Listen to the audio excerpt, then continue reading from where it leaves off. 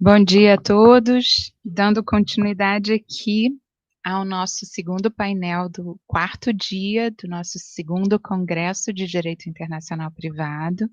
Eu tenho uma enorme alegria em apresentar os queridos Solano Camargo e Amanda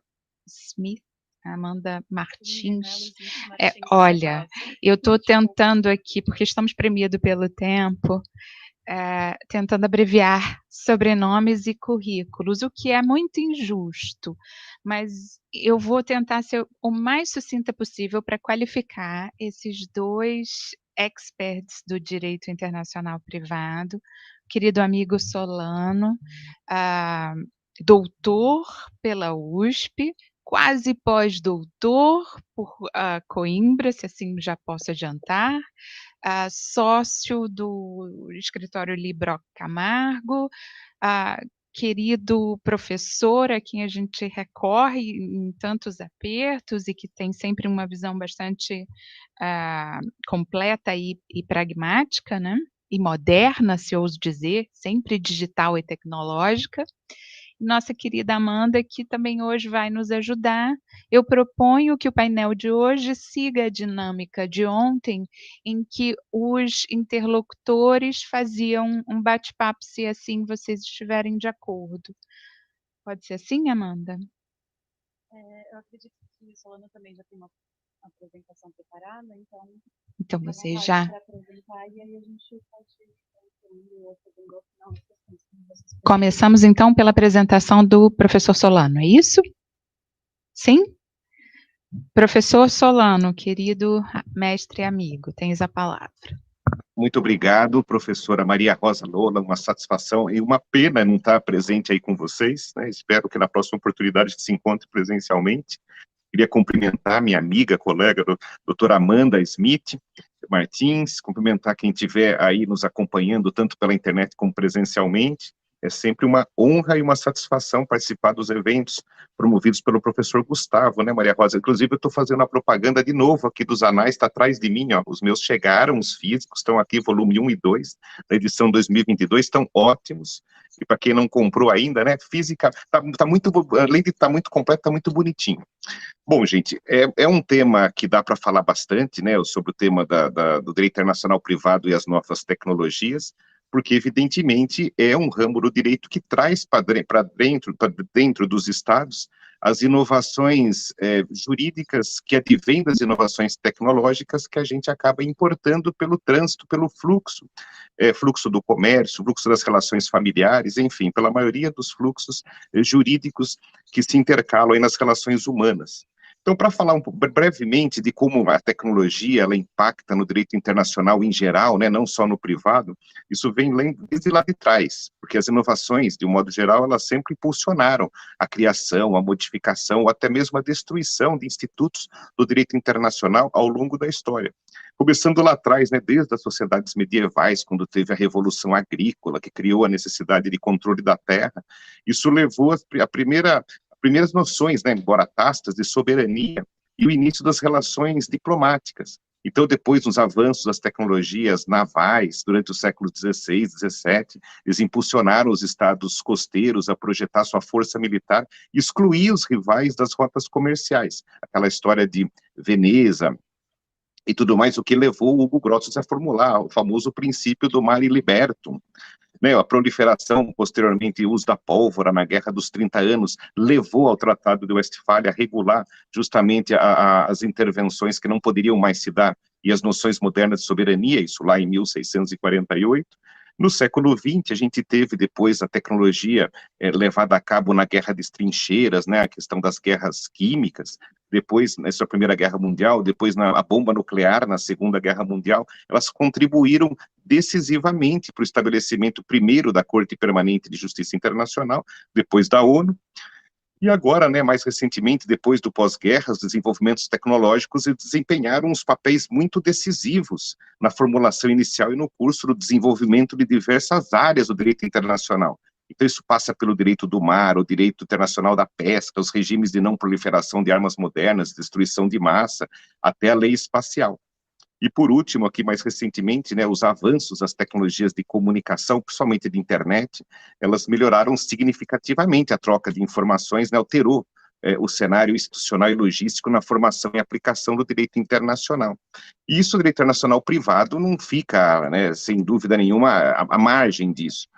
Eu pensei alguns conceitos aqui, professora Maria Rosa, que eu vou discutir, porque são muitos os temas que envolvem o direito internacional privado. Eu pensei em alguns.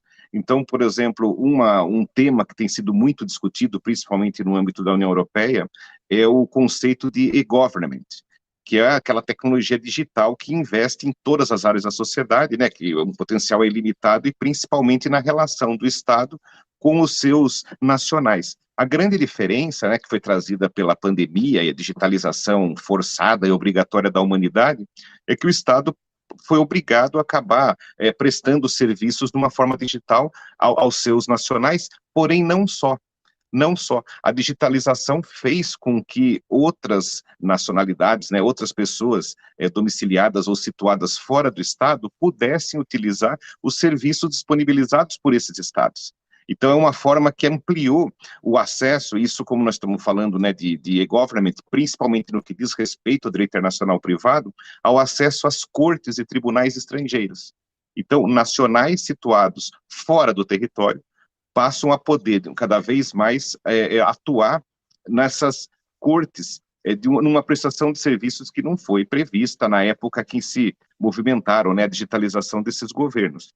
E aí, evidentemente, os estados passaram a investir maciçamente na digitalização do sistema de justiça, de tribunais, e aí todo mundo tem que acabar se adaptando, né, independente do tipo de litígio, se é doméstico ou se é transfronteiriço, porque a digitalização ela passou a não ter fronteiras. E aí, uma área que é muito cara, pela professora Maria Rosa, a cooperação jurídica internacional, né, como foi discutido, inclusive, ontem, pela professora Spitz, no painel, sobre a utilização das novas tecnologias que pode facilitar, e tem facilitado a resolução desses conflitos transnacionais, sendo que agora cada vez mais se utiliza as audiências e procedimentos online. Então, quer dizer, todo aquele fluxo, né, da cooperação jurídica analógica, tradicional, que se passa por ministérios e tudo mais, ela passa a ser muito simplesmente facilitada por uma teleaudiência. Então, olha só, e aí a gente vê que essa desmaterialização dos atos processuais entre as cortes, ela acaba envolvendo não só, né, os profissionais da justiça do seu próprio estado e os litigantes, como também profissionais da justiça de outros estados. E aí, no âmbito da União Europeia, já são alguns regulamentos já passaram a tratar desse assunto. Então, tem o regulamento 2020, o 1783, que trata da obtenção da prova em matéria civil e comercial no âmbito dos estados que compõem a União Europeia, porque são provas que passam a ser cada vez mais obtidas no meio digital. Então, elas não são apenas as audiências, mas também os documentos. E esse fluxo que acaba gerando os efeitos no âmbito processual internacional, passando a ser regulado aí pela essa nova normativa. Tem outro regulamento, que é o seguinte, né, o 1784, também de 2020, tratando dos assuntos relativos à citação e à notificação dos atos judiciais e extrajudiciais em matéria civil e comercial no âmbito dos Estados-membros. Porque a gente sabe, né, a citação e a intimação por oficial de justiça, ele passa a ser cada vez mais substituído pela intimação e a citação de forma online. Então, foi preciso toda uma regulação nova no âmbito da União Europeia para regular essas atividades. E também tem uma diretiva, né, uma proposta de diretiva do Parlamento Europeu do Conselho, que modifica diversas outras diretivas no que diz respeito à digitalização completa da cooperação judiciária. E, sem dúvida alguma, é uma consequência natural e normal desse período pós-pandemia. Então, cada vez mais se utilizar a tecnologia para se cumprir atos, porque justamente como a tecnologia não tem fronteiras, essa cooperação passa também a ser facilitada por conta disso. Por fim, eu acho que é sempre interessante comentar sobre um projeto que foi estabelecido pela Comissão Europeia, que é o e-Codex, que é justamente uma série de iniciativas visando facilitar o intercâmbio seguro de dados entre profissionais e litigantes dos diferentes Estados-membros, né? Basicamente é um pacote de componentes de software que possibilitam a interconectividade entre os sistemas nacionais. Seria como se fosse um ESAGE da União Europeia, agora com muito mais complexidade, porque se a gente já reclama de ter que, às vezes, integrar o sistema do Amazonas com o sistema de São Paulo, a gente imagina o sistema da Geórgia com o sistema de Portugal, né, com a da Grécia, e enfim, mas é um projeto muito interessante que a gente vai poder, com toda certeza, observar com a experiência dos europeus e, eventualmente, ver como isso se espalha pelas outras regiões. Um outro aspecto que eu achei interessante pensar sobre as tendências da justiça digital para as famílias internacionais. Então, se a gente sabe, né, que a digitalização contribuiu para facilitar a mobilidade familiar no que diz respeito ao contato, né, a gente se lembra desde o começo, na época do Orkut, quando justamente assim, pessoas que estavam sem contato há muitas décadas passaram assim a se reencontrar, ou até mesmo pais e filhos, aquela história toda, a gente sabe que a digitalização também pode facilitar a resolução de litígios que sofrem muito nos casos plurilocalizados. A gente sabe que as ações envolvendo, né, o sequestro internacional de menores, ou a questão de mesmo alimentos, elas sofrem com o tempo decorrente do cumprimento dos atos a serem desempenhados no estrangeiro. Agora, existem muitas facilidades trazidas pela chamada justiça digital. Uma delas é um projeto que envolve a tradução das sentenças estrangeiras por inteligência artificial. A gente vê que, às vezes, depender do estado de origem, isso é muito complicado, principalmente para os litigantes e para os suficientes, e a ferramenta da inteligência artificial, ela, sem dúvida, simplifica. Então, tem o caso da Dinamarca, que ela introduziu, já faz um tempinho, a digitalização completa do sistema que envolve a justiça familiar transnacional, o cumprimento de atos no âmbito do Reino da Dinamarca. Então, a primeira norma sobre digitalização é lá de 2001, é bem antiga. Em 2014, eles criaram um princípio da aplicação digital obrigatória, ou seja, a comunicação digital entre os cidadãos e as autoridades públicas no âmbito da Dinamarca tem que se dar através de software, e a partir de 2015, eles criaram uma nova autoridade digital central para cuidar das dívidas transnacionais de alimentos. Então, um exemplo bastante ilustrativo aqui. Na Holanda, eles têm um sistema chamado de, não sei, o meu holandês não está muito bom hoje, viu, professora Maria Rosa, mas é alguma coisa como Hatweizer, onde os cônjuges podem se divorciar de forma online.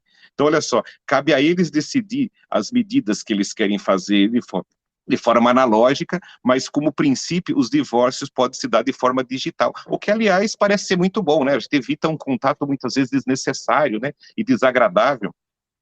Isso no que diz respeito, inclusive, a divórcios envolvendo partes localizadas fora do território holandês. Bom, no caso do Japão, eu peguei um outro exemplo aqui, desde o início da pandemia, as autoridades do Japão, eles já têm projetos divulgados visando digitalizar não só o divórcio, como é o caso holandês, mas o próprio casamento. A gente vê se, né, na época, era muito comum, na época do Império, né, os casamentos por procuração, né, aquela história. E imagine agora, a gente pode fazer um casamento, eu fico pensando assim, mais informal do que tivesse o próprio Elvis Presley, né, regendo um casamento em Las Vegas, um casamento digital. Então, nesse caso, nem precisa se dar procuração, partes localizadas em qualquer estado poderiam casar, e isso está assim, na iminência de ser uma realidade no Japão. Na União Europeia, quer dizer, a história de ouvir os participantes do processo, principalmente crianças, em casos de família, ele é um princípio já muito, assim, já bastante antigo, né, quer dizer, a questão do direito do menor ser ouvido em matéria que lhe diz respeito, como, por exemplo, a questão de guarda, sempre que possível, e existe todo um cuidado para se proteger a integridade e não expor as crianças, né, e adolescentes num ambiente, muitas vezes, insalubre, né, que é o ambiente judiciário.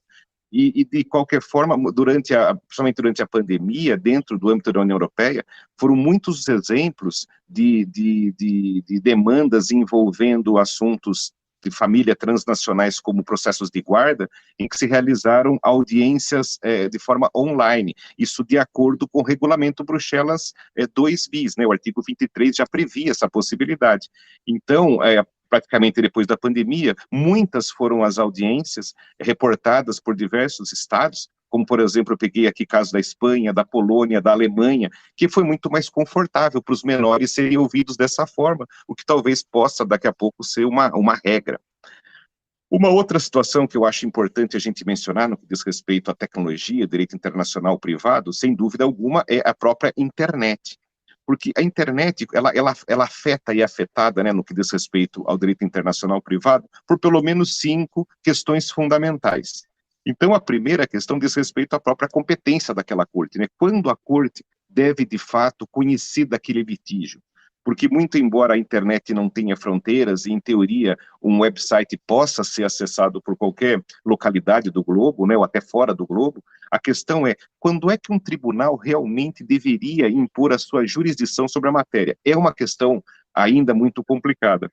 E uma vez que o tribunal tenha, assim, assumido, né, a situação de impor a sua jurisdição sobre aquele litígio, a questão da lei aplicável, que a gente sabe que diversas das questões previstas no direito internacional privado clássico, às vezes elas sofrem algumas, como eu posso dizer assim, alguns tremores, porque existem matérias que geram alguns efeitos maiores num estado do que em outro. Uma terceira questão é quando um tribunal, por outro lado, deveria não acolher uma determinada demanda por entender que outra jurisdição poderia julgar aquela matéria de uma forma melhor às partes, né? O princípio do fórum non conveniens, que já é muito tradicional e centenário na common law, a gente acaba levantando essa situação também aqui nos estados de civil law. Nem sempre um estado que possa ter uma competência judiciária sobre aquela matéria é o melhor para julgar. Então, isso leva à situação, né, do âmbito de jurisdição. Quando um tribunal efetivamente julga, aplica o direito, né, e ele detém uma determinada posição sobre aquela matéria, até que ponto a eficácia daquela decisão deve gerar, né, deve gerar os seus efeitos fora daquela jurisdição. Isso a gente acompanhou muito no caso envolvendo, né, o inquérito das fake news, né, decisões foram proferidas no âmbito do nosso Supremo Tribunal Federal, envolvendo que se removessem até assim, postagens, até canais, e que não pudessem ser acessados por nenhum outro estado. A gente até realizou um debate, aliás, nós três, né, participamos de um debate, mais a Raquel, envolvendo exatamente essa temática. O que leva à última, né, a quinta e última questão, que é sobre a sentença. Até que ponto a sentença proferida em um estado pode ou será reconhecida e executada em um outro estado? Bom, aí nós temos diversas consequências práticas, envolvendo diversas matérias. Aqui, como eu começar do fim para o começo, o próprio conceito de difamação transnacional. O que pode ser considerado difamação num estado, pode ser considerado em outro uma liberdade de expressão. Isso é um tema muito da moda, muito moderno, né, e de difícil resolução. Os próprios efeitos dos contratos internacionais, e quando a gente envolve contratos, que a doutora Amanda vai falar sobre os contratos inteligentes em blockchain, a questão da desmaterialização, né, desmaterialização dos contratos. Matéria de e-commerce, que é possível que uma mesma plataforma distribua produtos num sem número de estados, onde incidem um sem número de legislações protetivas ou não ao consumidor. E, por fim, questões envolvendo propriedade intelectual, que é uma situação também que se mistura com todas as outras. A gente teve a oportunidade de participar de uma disciplina na semana retrasada em Portugal, na semana passada em Portugal, onde o professor Dário Moura Vicente comentou justamente sobre isso, né? A questão, às vezes, envolve, vamos dizer assim, até uma figura, assim, eu vou fazer uma paródia, né? Uma paródia que é permitida num estado pode não ser em outro estado, para pensar só um exemplo dentre diversos outros que acontecem. E, por fim, para não me estender muito, eu acho que é um tópico muito importante que está diretamente ligado à disciplina do direito internacional privado, é a inteligência artificial. Né? O Conselho da Europa, ele definiu recentemente a inteligência artificial como um conjunto de ciências e técnicas que tem o propósito de reproduzir nas máquinas as habilidades cognitivas de um ser humano. É isso aí. E aí, em 2021, acho que 21 de abril de 2021, a Comissão da União Europeia publicou uma proposta de regulamento que estabelece as regras harmonizadoras em matéria de inteligência artificial no âmbito da União Europeia. O curioso dessa proposta é que, se ela for adotada, ela vai criar dentro da União Europeia, né, uma escala de riscos que envolvem a utilização da inteligência artificial, né, uma escala de risco que vai do inaceitável, passando para o alto e caindo no mínimo. E que aí os efeitos que isso pode ser, podem incidir para a saúde, para a segurança pública, ou para os próprios direitos fundamentais. E aí, no artigo 2º dessa proposta, ela atribui um alcance extraterritorial ao regulamento, utilizando a mesma regra, que eu acho muito habilidosa, da GDPR. Ou seja, para a pessoa utilizar a inteligência artificial na União Europeia, ela tem que, no seu estado de origem, tem que prever uma proteção aos impactados. Então, a quem é que caberia, né, a quem é que incidiria esse novo regulamento relativo à inteligência artificial? Em primeiro lugar, aos fornecedores externos, né, oriundos de estados terceiros, mas que coloquem os sistemas de inteligência artificial dentro do mercado da União Europeia, independente do local do seu estabelecimento. Em segundo lugar, aos usuários que estejam localizados na União Europeia, essa é o item mais básico, né? Ele aqui, o curioso desse item, ou seja, usuários localizados na União Europeia, ele afasta os conceitos de domicílio e residência, que eu acho muito interessante. E, por fim, aos provedores e usuários localizados no estado terceiro, mas quando o sistema de inteligência artificial for efetivamente utilizado na União Europeia. Ou seja, esse regulamento, embora esteja sendo debatido no âmbito da União, ele vai acabar sendo exportado para qualquer outro estado que tenha aí um fornecedor localizado, ou os seus provedores e servidores. Então, ele vai ter uma exportação aí no mesmo nível da GDPR. E aí, uma coisa curiosa, quando a gente fala de veículos autônomos, né, veículos autotripulados, uma das características dos acidentes de trânsito transfronteiriços é que existe uma pluralidade de potenciais réus, né, envolvidos. Então, vamos lá. Em primeiro lugar, a gente sabe que o veículo ele é autotripulado, mas tem um motorista lá. O sujeito ele pode não fazer nada, né, ou fazer pouca coisa, mas existe tecnicamente alguém. Então, ele seria responsável, dependendo da legislação civil, né, aquiliana, daquele estado em que aconteceu o acidente, ele seria o responsável, ou seria responsável o fabricante do veículo? Ou ainda seria responsável o projetista do software? Ou seria responsável o matemático lá que criou o algoritmo? Então, são diversas possibilidades de responsabilização envolvendo, só estou falando aqui do veículo autônomo, né? Mas existe um outro ponto que eu tenho estudado no mestrado na Universidade de Lyon, que é sobre a responsabilidade criminal, oriunda desse mesmo acidente. Aqui só estamos falando da civil. Então, são uma infinidade de elementos de conexão e também de normativas. Se a gente falar só da União Europeia, tem o regulamento Roma II, né, sobre responsabilidade civil, a Convenção da Haia de 71 sobre o direito aplicável aos acidentes de trânsito e a Convenção da Haia de 73 sobre a lei aplicável à responsabilidade dos produtos. Então, a gente considerando que esses regimes nacionais de responsabilidade civil, eles variam de um estado para o outro, a gente sabe que o resultado de uma eventual demanda também pode variar de um estado para o outro. Então, eu diria aqui que a emergência da inteligência artificial, que deve se propagar de forma muito rápida, principalmente agora com a tecnologia de 5G, né, que foi inaugurado até na terra da professora Maria Rosa, acho que começou nesse final de semana, não foi o 5G lá em Brasília? Então, assim, isso vai catapultar e muito a utilização de inteligência artificial, que evidentemente, como qualquer outra tecnologia, não conhece fronteiras. E aqui, professora Maria Rosa, eu poderia falar um monte de outras coisas, mas o nosso tempo está realmente muito escasso, e a gente está curioso aqui para ouvir a professora Amanda. Então, mais uma vez, agradecendo por essa oportunidade aí de estar com vocês, mesmo que de forma tão longínqua, eu devolvo a palavra me colocando à disposição para qualquer outro comentário, esclarecimento. Muito obrigado.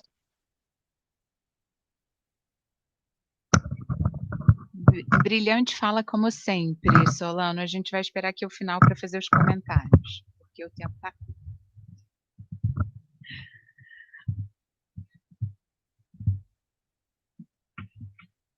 Olá, ótimo dia a todos. preciso começar agradecendo a todos que estão aqui presencialmente nos prestigiando na segunda edição do congresso, agradecer a professora Rosa e ao professor Gustavo que estão aqui conosco, e também a equipe da LBCA que está cuidando de toda a parte técnica para poder transmitir a vocês aí os nossos debates e discussões. Bom, sem maiores delongas, quando a gente fala em direito internacional privado e novas tecnologias, a gente está se colocando necessariamente no contexto da sociedade da informação. Então, é um mundo digital e ele tem, como já muito bem pontuado aqui hoje, noções próprias de territorialidade. As novas formas de comunicação, as novas formas de transporte tornaram as distâncias menores e, por outro lado, também aumentaram os pontos de contato entre os diferentes ordenamentos jurídicos. Em outras palavras, isso significa que a maior mobilidade das pessoas, tanto no mundo real quanto no mundo virtual, permitiu que o direito internacional privado passe a permear mais esferas da vida e esteja cada vez menos limitado aos estratos privilegiados da sociedade, que era o que a gente observava lá atrás. Então, vocês sabem muito bem que as pessoas vivem, trabalham e criam relações jurídicas em diferentes países cada vez com mais facilidade. E é nessa intersecção entre os diferentes ordenamentos jurídicos que entra o direito internacional privado. O objetivo aqui desses debates, então, é fomentar a pesquisa e apresentar debates teóricos e práticos que sejam relevantes para o direito internacional privado, para incentivá-los, vocês que estão aqui nos acompanhando, a dar continuidade ao trabalho que está sendo feito aqui ao longo do congresso. Então, com isso em mente, eu vou apresentar algumas temáticas bastante atuais para vocês, literalmente tem coisa desta semana, sempre envolvendo direito e novas tecnologias, e com esse enfoque no direito conflitual. Vamos começar então pelo polêmico metaverso, porque na última semana de junho, o Ministério da Justiça e Segurança Pública realizou a primeira ação de busca e apreensão dentro do metaverso, como parte da quarta edição da Operação 404, que foi uma operação em combate à pirataria digital e ao download ilegal de músicas. Infelizmente, o processo corre em segredo de justiça, então não tem como saber muitos detalhes sobre como foi feita, de fato, essa apreensão no metaverso. Mas foi divulgado pelo Ministério da Justiça que 11 pessoas foram presas pela operação e que houve a remoção de 266 sites ilegais no Brasil, 53 no Reino Unido e 6 nos Estados Unidos, além de um bloqueio de mais de 1.000 aplicativos de streaming e de música piratas. Esse caso é interessante aqui para nós porque, em primeiro lugar, embora não seja possível saber os detalhes, parece ter havido alguma forma de cooperação internacional, já que além do Brasil foram removidos sites ilegais no Reino Unido e nos Estados Unidos.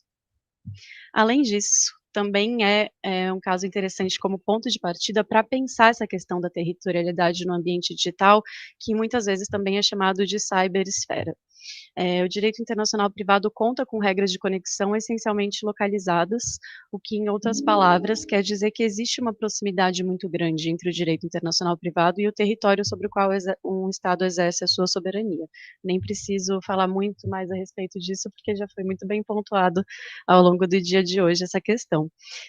Mas quando a gente pensa no ambiente virtual, geralmente o primeiro impulso é de defender a desterritorialização absoluta, como se aquele ambiente virtual fosse dotado de um território próprio, que vai além dos limites das fronteiras estatais, mas mais do que isso, que existe quase de uma forma paralela às fronteiras estatais. Mas a realidade é que a internet não existe sem uma estrutura física geograficamente localizada, formada por cabos, por servidores, por máquinas, por computadores. E a internet não existe sem nós, usuários, com as nossas respectivas nacionalidades, domicílios e residências habituais. A ideia de que a internet é uma terra sem lei é algo que já foi abandonado há certo tempo e parece que o direito também já alcançou o metaverso, como a gente pode ver. Mas a verdade é que o direito, não só o direito internacional privado, mas o direito como um todo, ainda está engatinhando quando a gente se refere à regulação do ambiente virtual. E um exemplo disso foi um provimento da Corregedoria Geral de Justiça do Rio Grande do Sul, que no final do ano passado estabeleceu critérios para que os tabeliões de notas pudessem lavrar escrituras públicas de permuta de bens imóveis com criptoativos em contrapartida. E, nossa, eu não imaginei que isso fosse dialogar tão bem com a exposição feita pelo professor Afonso hoje mais cedo. Depois de um parecer, esse ato normativo foi baixado, mas ele ainda pode ser consultado, e inúmeras questões se colocam a partir desse caso, mas a primeira delas é: a realização desse registro da propriedade digital nessa situação seria uma atividade pública ou privada? E o criptoativo, que é objeto dessa permuta, é um bem digital, ou seja, ele só existe e só pode ser acessado no meio virtual. O Bitcoin, que é a criptomoeda mais conhecida, mais popular, é descentralizado e não tem nenhum servidor próprio, então não existe um servidor central do Bitcoin, e a computação é feita por vários computadores presentes na rede, e cada computador é chamado de nó ou um node. E esses sim, ainda que sejam muitos, eles são localizados geograficamente. Tem que pular umas partes aqui para caber, pessoal. E falar de uma questão que também vai dialogar com a apresentação feita pelo Dr. Solano, porque ele mencionou uma proposta legislativa na União Europeia para regular a inteligência artificial na União. E essa proposta legislativa, na verdade, é parte de um pacote legislativo, e existem 2 atos que já foram, inclusive, aprovados anteontem. Então, tema super recente. E o fato é que, assim, todos nós ainda estamos tentando descobrir o que a gente espera da internet e como que é esse ambiente virtual que a gente deseja ter no futuro. E nesse contexto, então, os deputados da União Europeia aprovaram agora na terça esses 2 atos que têm como objetivo justamente criar um ambiente online mais seguro e mais justo para as empresas e também para os cidadãos, e garantir maior proteção aos direitos fundamentais, transparência e responsabilização das plataformas sobre violações da lei. Esses 2 atos, talvez vocês tenham ouvido falar ontem, por conta dessa notícia, são o DSA, que é o Digital Services Act, e o DMA, que é o Digital Market Act, criados para regular, respectivamente, os serviços e o mercado digital. Então, o DSA, ele pretende regular as obrigações dos serviços digitais e das plataformas que são intermediários na ligação dos consumidores a bens, serviços e conteúdo, incluindo motores de busca, redes sociais, websites, mercados online, entre outras plataformas.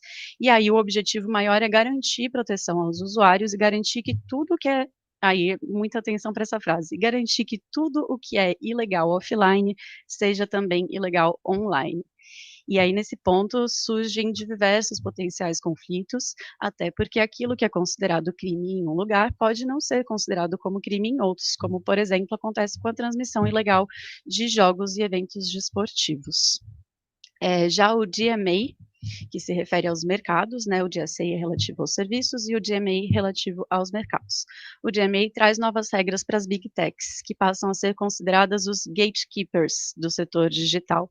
Então, essas plataformas têm um impacto significativo no mercado interno e funcionam como um canal para que as outras empresas consigam chegar aos seus clientes.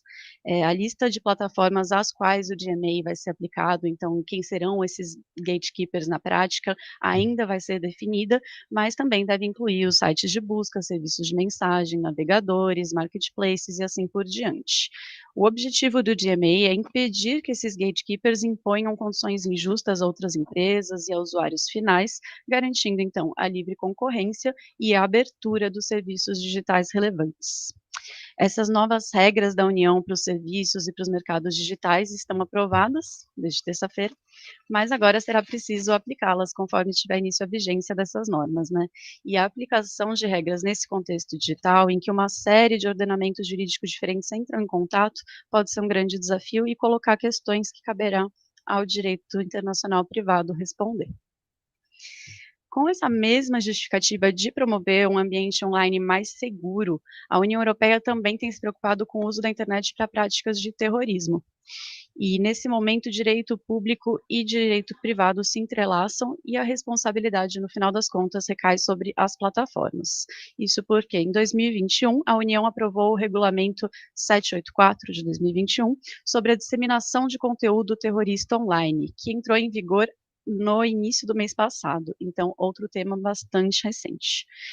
Com isso, as plataformas como o Facebook, Google, Twitter, têm um prazo de 1 hora, a partir do momento em que recebem uma solicitação, para realizar o bloqueio de conteúdos que disseminam o terrorismo, sob pena de multas bem pesadas, que podem chegar até 4% do faturamento global da empresa. E essa remoção do conteúdo, na verdade, não é uma remoção, é um bloqueio, né, porque não deve ocorrer a exclusão. Inclusive, as plataformas, elas têm a obrigação de conservar aqueles dados, aquelas informações do conteúdo terrorista e também os dados correlatos para caso seja feita uma investigação depois. Então, implica mais mais essa obrigação por parte das plataformas. O pedido de remoção em si, com base nesse regulamento, pode ser feito pelas autoridades públicas, como, por exemplo, a Europol e as autoridades policiais, e é importante notar que qualquer Estado-membro pode fazer o pedido de bloqueio do conteúdo em toda a União. Então, o Estado-membro não está restrito ao próprio território, mas sim ao território da União. E o regulamento é aplicável aos prestadores de serviço que prestem serviços na União, independentemente do local do seu estabelecimento principal. Aí, dialogando também com algumas questões pontuadas pelo Dr. Solano. Então, se o estabelecimento principal ou o representante legal não está localizado dentro do Estado-membro que fez aquele pedido, então tem que ser apresentada uma cópia do pedido para a autoridade competente do outro Estado-membro. Mas, e quanto aos prestadores de serviços sem estabelecimento nem representante na União? Então, logo nos considerandos do regulamento, essa questão é notada, não é algo que passa batido, e é colocado que nesses casos, os estados, abre aspas, os estados-membros deverão, não obstante, ser competentes para poder aplicar sanções, desde que seja respeitado o princípio ne bis in idem. Mas na prática, sabemos que isso pode não ser tão simples e, mais uma vez, tem um grande potencial para conflitos e grandes chances de que uma decisão ou pedido de bloqueio por parte de um Estado-membro da União não seja efetivo fora do território da União, ainda que ela se reconheça como competente.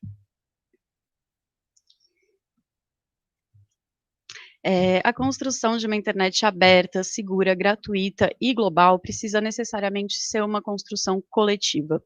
E por isso é importante dizer aqui também que a União Europeia não está sozinha na busca por esse objetivo. Poucos meses atrás, no final de abril, os 28 Estados-membros da União assinaram, junto com os Estados Unidos e com mais 32 países, a Declaração para o Futuro da Internet, que tem exatamente esses objetivos.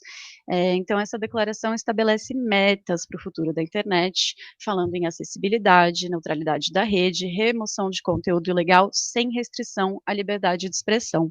Também fala em democracia, promoção do Estado de Direito e desenvolvimento sustentável. Mas falta concretude.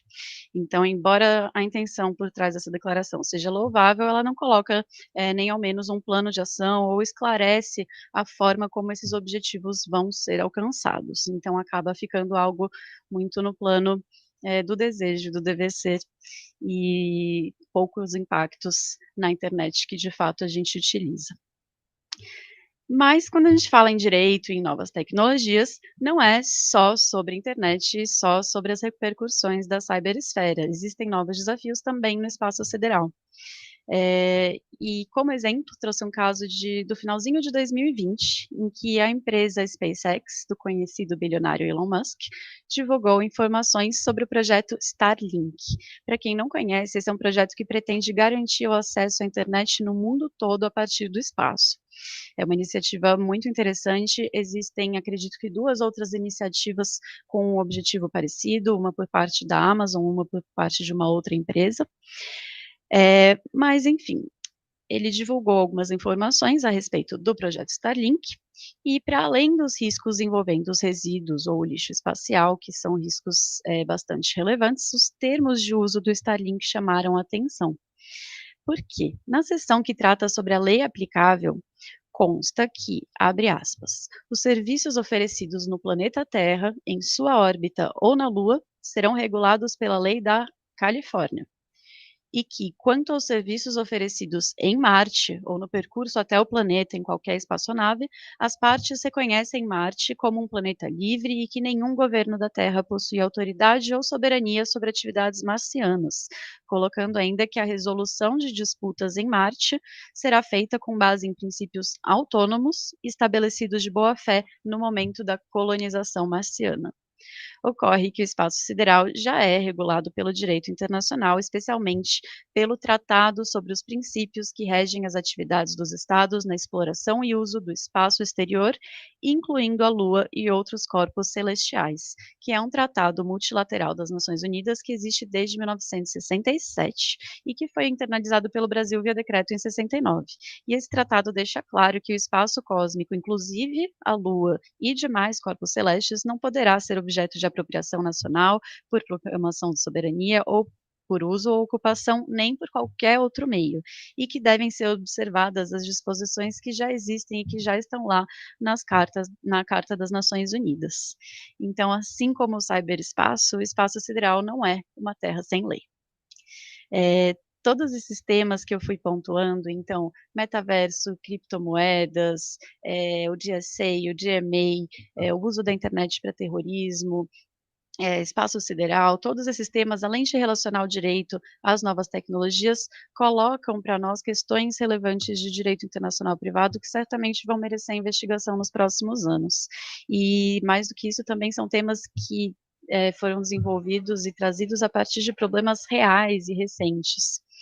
Então, espero que com esse debate tenha sido possível chegar ao objetivo da discussão, que é, afinal, fomentar novas linhas de pesquisa e motivar o estudo mais aprofundado da relação entre o direito conflitual e as relações plurilocalizadas que se colocam de uma forma crescente quando a gente pensa no contexto da sociedade da informação. Muito obrigada. Doutor Solano, estou ansiosa para ouvir seus comentários nos minutinhos que nos restam.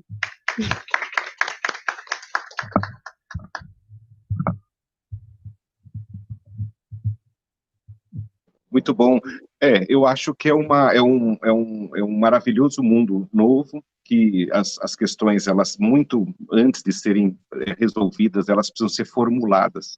E eu acho que a questão relativa, até é um ponto que eu tenho estudado, né, a questão até onde vai o chamado Tratado da Lua, no que diz respeito a essas novas tecnologias de exploração, vou partir daí do final que você comentou, Amanda, é a questão do verbo apropriar-se, né, apropriar-se dos corpos celestes, porque o que tem muito sido divulgado aqui na União Europeia era justamente sobre a legislação colocada pelo Grão-Ducado de Luxemburgo, facilitando o estabelecimento de empresas ali, né, naquele lugar. O professor Gustavo já morou, inclusive, já morou lá. Tem uma facilidade toda para se criar empresas cujo objeto social seja a exploração espacial, ou seja, mineração espacial ou até instalação, por exemplo, de antenas para sei lá, para fazer para a internet, eu não sei como é que vai funcionar isso, mas de qualquer forma, até onde eu tive conhecimento, mais de 60 empresas, maioria delas startup, tinham obtido esse regime favorável do Grão-Ducado de Luxemburgo, obtido, né, as autorizações, estavam lá já abertos à captação de investimentos para mandar foguetes para fazer mineração espacial. Então, o ponto é, muito embora o Tratado da Lua ele defina uma questão muito clara sobre apropriação e soberania, né, ou seja, não existe possibilidade de nenhum Estado ou particular se apropriar de corpos celestes, né, no entendimento das autoridades luxemburguesas, a exploração em caráter não monopolista ou não exclusivo, ele seria permitido. E uma vez que essa posição ela seja, né, prevaleça, vai criar toda uma série de discussões a respeito das relações privadas e públicas, né, que vão se instalar num regime, a gente imagina assim, numa nova corrida, eu não sei de que tipo de minério que isso possa acontecer, né, não vai ser uma corrida do ouro, mas pode ser, sei lá, uma corrida do lítio, uma corrida, sei lá, de alguma coisa dessas, porque vai envolver contratos, vai envolver jurisdição, vai envolver inadimplência, vai envolver, quem sabe, até relações familiares, de repente as pessoas se conhecem lá no espaço e decidem, né, constituir família.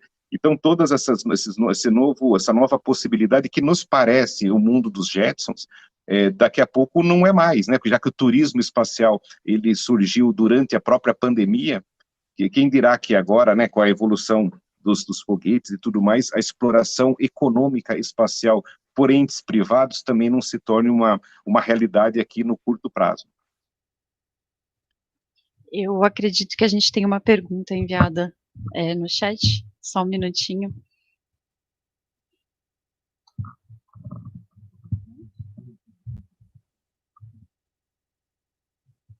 O Professor Dr. Solano, em sua avaliação, o desenvolvimento e operação de sistemas de inteligência artificial poderia ganhar personalidade jurídica própria, por exemplo, fundação, e daí assumir responsabilidade jurídica própria?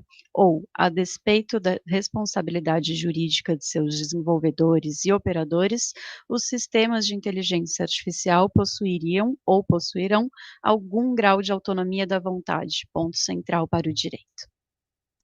Bom, agradeço a pergunta. Este é um tema que tem me fascinado nos últimos tempos. Eu tive uma conversa muito profícua, muito longa com a professora Juliana Kruger-Pella, inclusive em Portugal, sobre esse tema, e foi muito interessante, né, a posição da professora Juliana, no sentido, vou começar pela posição dela. A professora Juliana entende que não existe essa possibilidade de criação de uma personalidade jurídica envolvendo a inteligência artificial, porque justamente faltaria, né, ao dispositivo, né, à aplicação, um objetivo, uma atuação. Então, não havendo atuação jurídica, não haveria como ter personalidade jurídica. Então, esse é o elemento, seria um elemento, assim, fundamental. Eu tinha, quando eu conversei com a professora Juliana, esse era um ponto que eu tinha pensado em princípio, eu confesso que a posição da professora Juliana, ela me balançou. Ela me balançou, porque até então eu tinha imaginado que a inteligência artificial, enquanto realidade econômica, ela estaria muito parecida com o que aconteceu com a própria pessoa jurídica, né? Quando a pessoa jurídica surgiu, isso já na Idade Média, a gente precisou se criar um estatuto para se regular a questão envolvendo não só as pessoas que estavam envolvidas dentro da entidade, mas as relações jurídicas celebradas fora. Isso no âmbito dos negócios, na criação e extinção da própria personalidade jurídica das empresas e das sociedades medievais. No caso da inteligência artificial, me pareceu que a criação de uma figura jurídica que personalizasse aquele, vamos dizer assim, aquele dispositivo, aquele software, seria uma forma de você resolver, inclusive, a questão da responsabilidade civil e até a criminal. Ao se regular a criação daquela entidade no que diz respeito às suas atividades, como, por exemplo, de propriedade intelectual. Então, é possível, e já tem acontecido, né, de que softwares de inteligência artificial têm criado novas aplicações independentes do seu próprio criador. Então, isso pode acontecer no âmbito, inclusive, artístico, né? A gente sabe que existem sites que usam a inteligência artificial para escrever textos, para fazer artes, imagens, músicas, e até é possível que eles criem novos softwares. Então, a questão envolvendo a propriedade desses novos patrimônios, né, despersonalizados, esses novos patrimônios, poderia ser regulado. Então, portanto, a questão patrimonial, a questão da responsabilidade civil, responsabilidade criminal, ao se acreditar, ao se criar uma entidade nova, uma nova entidade com capacidade jurídica, que seria da inteligência artificial. Porém, é que eu estou respondendo, quem me perguntou, eu estava achando que esse seria o caminho, mas depois da conversa que eu tive com a professora Juliana, eu tendi a mudar de ideia. Então, na verdade, Amanda, eu estou numa situação assim, eu estou mais propenso hoje a achar que não vamos ver a criação de uma entidade jurídica chamada inteligência artificial A, ou B, ou C.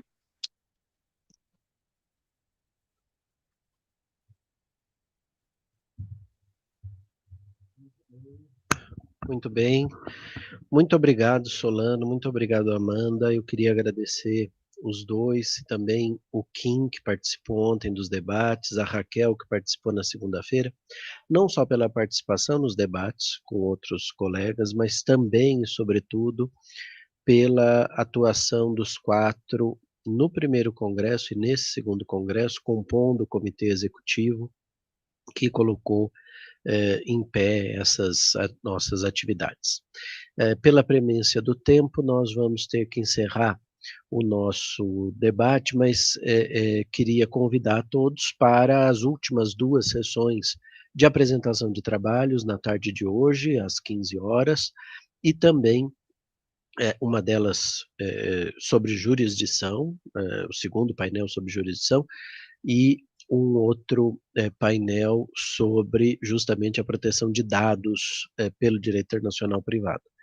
e queria também convidar a todos para as conferências de amanhã, pela manhã, em que nós vamos discutir questões ligadas a patrimônio cultural, obras de arte, propriedade intelectual, no âmbito do direito internacional privado, e que contará com a participação da professora Krista Roth, da Universidade de Glasgow, uma professora sul-africana que leciona em Glasgow, professor Marcílio Franca, da Universidade Federal da Paraíba, e justamente a professora Juliana Pella, aqui da faculdade, que o Solano mencionou, ter tido essa conversa com ela a respeito da inteligência artificial.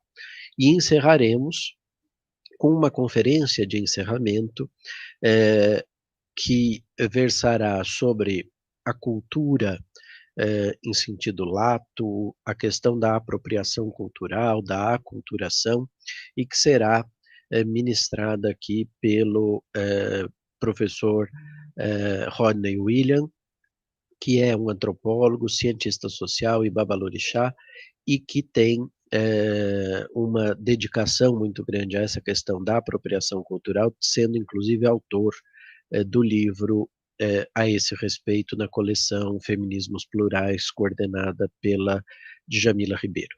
Então, é com muita... E o Rodney estará aqui presentemente. É com muita alegria que a gente encerra esse quarto congresso. Amanhã também nós já vamos anunciar datas, local e tema geral do terceiro congresso, tá? Então, já está tudo sendo pensado para o ano que vem, e começaremos essa empreitada juntos ao final desse segundo congresso. Muito obrigado a todos e até amanhã.